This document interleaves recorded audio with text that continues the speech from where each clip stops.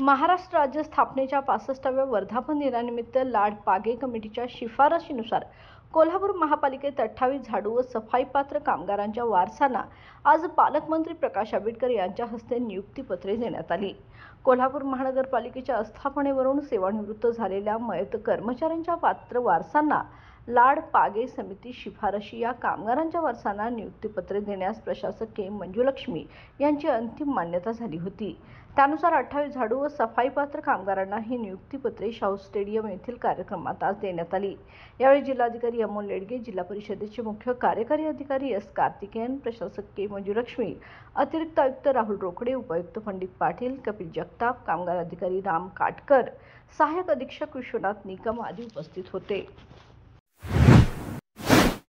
बाळ, फ्रीजमधून श्रीखंड काढ ना। आम्ही पूर्वी घरीच बनवायचो श्रीखंड, त्याची चवच वेगळी होती। आता काय सगळं रेडीमेड। आजी, हे श्रीखंड खाऊन बघ। आज तुझ्या आईनं घरीच बनवलं की काय?